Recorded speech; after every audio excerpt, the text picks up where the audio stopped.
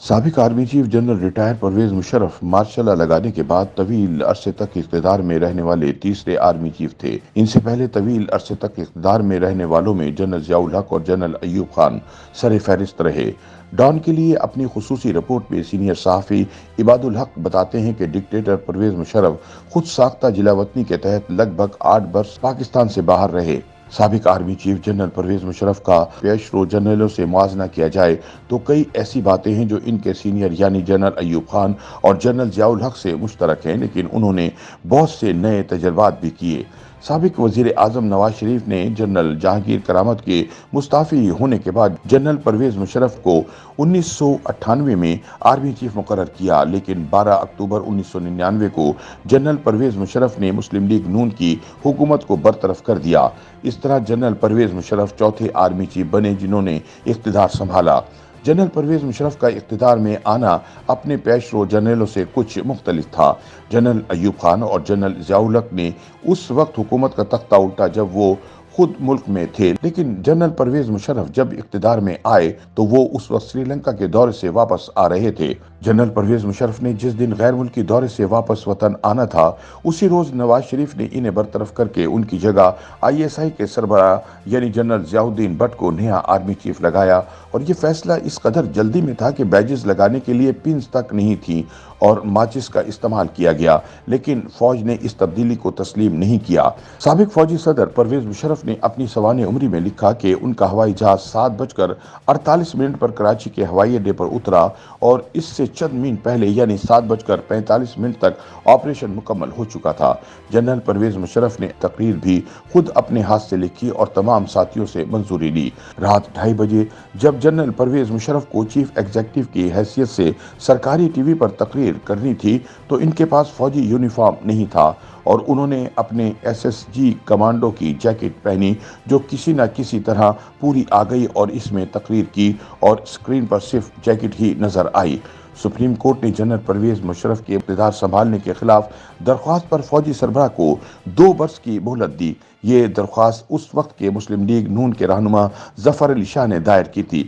یہ بات بھی تاریخ کا حصہ ہے کہ جب نواز شریف نے جنرل پرویز مشرف کی جگہ نئے آرمی چیف کو مقرر کیا تو اس وقت بھی نئے آرمی چیف کے لیے ISI کے سربراہ کو چنا گیا، اور جب جنرل پرویز مشرف نے آرمی چیف کا عہدہ چھوڑا تو ان کی جگہ آنے والے نئے آرمی چیف بھی ISI کے سربراہ جنرل اشفاق پرویز کیانی تھے۔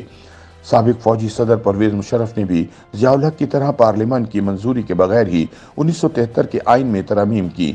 جنرل ضیاء الحق کی ترامیم کو پارلیمان نے 8ویں ترمیم جبکہ جنرل پرویز مشرف کی ترامیم کو 17ویں ترمیم کے ذریعے آئین کا حصہ بنایا۔ جنرل پرویز مشرف نے جو ترامیم کی ان میں صدر مملکت کا اسمبلی کو تحلیل کرنے کا اختیار واپس لینا بھی شامل تھا، جو جنرل ضیاء الحق نے آئین میں متعارف کروایا تھا۔ اس ترمیم کو نواز شریف نے اپنے دوسرے دور اقتدار میں ختم کیا اور پیپلز پارٹی نے 18ویں ترمیم کے ذریعے جنرل مشرف کے بحال کردہ اس اختیار کو آئین سے خارج کیا۔ جنرل ضیاء الحق نے اسمبلی کی تحلیل کے اختیار کو 1988 میں استعمال کیا، لیکن جنرل پرویز مشرف نے اس ترمیم کو سرے سے استعمال نہیں کیا۔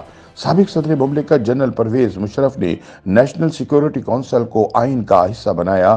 یہ وہی کونسل تھی جس سے جنرل ضیاء الحق نے متعارف کروایا تھا، لیکن 8ویں ترمیم میں نیشنل سیکورٹی کونسل کو جگہ نہیں ملی تھی۔ جنرل ضیاء الحق اور جنرل پرویز مشرف دونوں نے ہی آئین کی بحالی اور عام انتخابات سے پہلے ریفرنڈم کروایا۔ جنرل ضیاء الحق نے دسمبر 1984 میں اور جنرل پرویز مشرف نے جون 2001 میں ریفرنڈم کروائے۔ اس طرح جنرل ریٹائرڈ پرویز مشرف نے بھی اپنے پیشرو جنرل ضیاء الحق کی طرح عام انتخابات سے پہلے بلدیاتی انتخابات کروائے، تاہم جنرل پرویز مشرف نے بلدیاتی نظام اور انتخابات کے ڈھانچے میں تبدیلی کی۔ سابق فوجی صدر پرویز مشرف نے جنرل ایوب خان کی طرح کتاب لکھی جس کا اردو میں ترجمہ ہوا۔ جنرل ایوب خان کی کتاب بھی 2 زبانوں یعنی انگریزی اور اردو میں شائع ہوئی۔ جنرل پرویز مشرف کی کتاب کا نام ان دی لائن آف فائر تھا اور یہ کتاب اردو میں سب سے پہلے پاکستان کے نام سے شائع ہوئی۔ ویسے تو جنرل ایوب خان، جنرل ضیاء الحق اور جنرل پرویز مشرف نے اپنی سہولت کے لیے किंग पार्टीज बनाई, लेकिन जनरल अयूब खान मुस्लिम लीग कन्वेंशन के सरबराह रहे और जनरल परवेज मुशर्रफ ने इख्तिदार से अलग होने के बाद आल पाकिस्तान मुस्लिम लीग के नाम से सियासी जमात भी बनाई। कन्वेंशन लीग तो अब बराए नाम ही रह गई है और अयूब खान के खानदान के अरकान पहले ही मुस्लिम लीग नून, फिर मुस्लिम लीग काफ और अब तहरीक इंसाफ में शामिल हैं। जनरल जियाउल हक के बेटों ने मुस्लिम लीग नून से सियासत का आगाज किया और अब इनकी अपनी जमात मुस्लिम लीग ज़िया है। जनरल परवेज मुशर्रफ के खिलाफ वकला मुतहर्रिक रहे। वकला की मज़ाहमत पर LFO यानी लीगल फ्रेमवर्क ऑर्डर में आला अदलिया के जजेस के रिटायरमेंट की उम्र में इजाफा वापस लिया गया। LFO के तहत हाई कोर्ट के जजों की रिटायरमेंट की उम्र 62 बरस से 65 बरस और सुप्रीम कोर्ट के जजों की उम्र 65 से 68 बरस की गई थी। वकला तहरीक के दौरान जहां कई माजी के नारे तहरीक का हिस्सा बने, वहीं पर कुछ टेक्नोलॉजी का भी इस्तेमाल किया गया। पीपल्स पार्टी से ताल्लुक रखने वाले वकील खावर महमूद खटाना की तजवीज़ पर वकला ने अपने मोबाइल फ़ोन के रिंग टोन गो मुशर्रफ गो को बना लिया। जनरल परवेज मुशर्रफ ने वकला मुज़ाहमत के दौरान 5 स्टार होटल में हुकूमती वकला कन्वेंशन से भी खिताब किया, जहां वो वर्दी पहनकर शरीक हुए। साबिक सदर जनरल परवेज मुशर्रफ के खिलाफ 2 मरतबा वकला तहरीक चली। वकला तहरीक का पहला मरहला चीफ जस्टिस इफ्तिखार मोहम्मद चौधरी को ओहदे से हटाने और इनकी बहाली तक रहा, जबकि दूसरा मरहला आला अदलिया के जजों को बरतरफ करने पर शुरू हुआ, जिसे जजेस बहाली तहरीक का नाम दिया गया। वकला और जनरल परवेज मुशर्रफ का खूब आमना सामना रहा। साबिक फौजी सदर जब सदारती इंतखाब के लिए मैदान में उतरे तो उस वक्त उनके मुकाबले में वकला ने जस्टिस रिटायर्ड वजीहुद्दीन को मद्दे मुकाबिल के तौर पर उतारा। साबिक फौजी सदर जनरल परवेज मुशर्रफ ने जनरल जियाउल हक की तरह आला अदलिया के लिए PCO भी जारी किया। जनरल मुशर्रफ के दौर में 2 मरतबा PCO जारी किया गया। पहली मरतबा जनवरी 2000 और फिर 3 नवंबर 2007 को PCO जारी किया गया। ये वो वक्त था जब जनरल मुशर्रफ ने मुल्क में इमरजेंसी लगाई, जिसे इमरजेंसी प्लस का नाम दिया गया। जनरल रिटायर्ड परवेज मुशर्रफ ने भी जनरल जियाउल हक की तरह निगरान हुकूमत की तश्कील के लिए एक नया तजर्बा किया। जनरल जियाउल हक ने जुनीजो हुकूमत की बरतरफी के बाद वफाकी सतह पर निगरान हुकूमत बनाई तो कोई निगरान वजीर आज़म मुकर्रर नहीं किया। इसके बरक्स जनरल परवेज मुशर्रफ ने निगरान वजीर आज़म के लिए उस वक्त के चेयरमैन सेनेट मोहम्मद मियां सोमरो को चुना। इस तरह मोहम्मद मियां सोमरो चेयरमैन सेनेट होने के साथ साथ निगरान वजीर आज़म भी रहे। जनरल परवेज मुशर्रफ ने 5 वज़राए आज़म के साथ काम किया। इनमें नवाज शरीफ, ज़फ़रुल्लाह जमाली, चौधरी शुजात हुसैन, शौकत अजीज़ और यूसुफ रज़ा गिलानी शामिल हैं। जनरल परवेज मुशर्रफ ने इंतखाबी इस्लाहात मुतारिफ करवाईं, जिनमें सियासतदान के लिए ग्रेजुएट होने की पाबंदी लगाना भी शामिल है। इस तरह बहुत से सीनियर सियासतदान इंतखाब नहीं लड़ सके तो किसी की अहलिया या बच्चों ने ग्रेजुएट होने पर इंतखाब लड़ा। इसके अलावा कई सियासतदानों ने BA करने के लिए इम्तहान भी दिया। जनरल परवेज मुशर्रफ ने ही किसी रुकने असम्बली की तीसरी मरतबा वजीर आज़म बनने पर पाबंदी भी लगाई थी।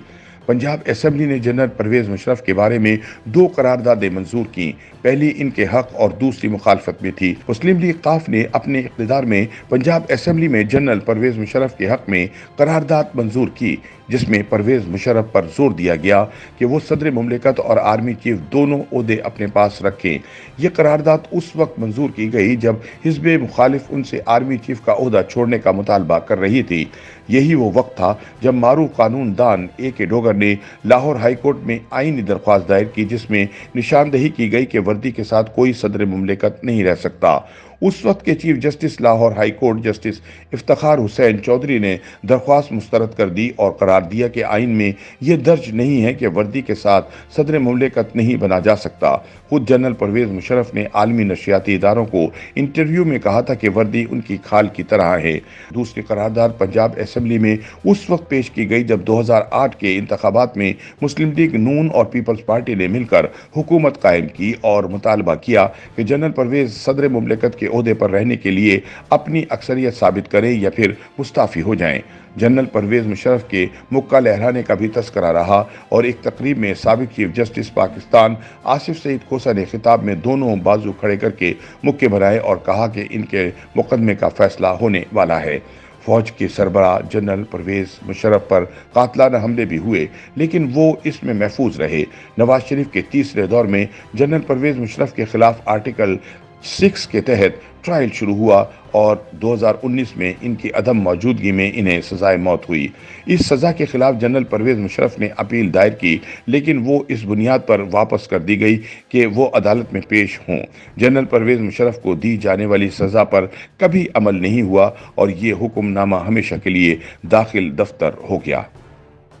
YouTube पर गूगली न्यूज देखने के लिए youtube.com की सर्च बार में गूगली न्यूज टीवी टाइप करें। गूगली न्यूज के पेज पर सुर्ख रंग के सब्सक्रिप्शन वाले बटन पर क्लिक करना ना भूलिए। YouTube पेज पर अपलोड होने वाली वीडियोस से बाखबर रहने के लिए बेल आइकन पर क्लिक कीजिए। आपको हर नई वीडियो के बारे में नोटिफिकेशन मौसूल हो जाएगा।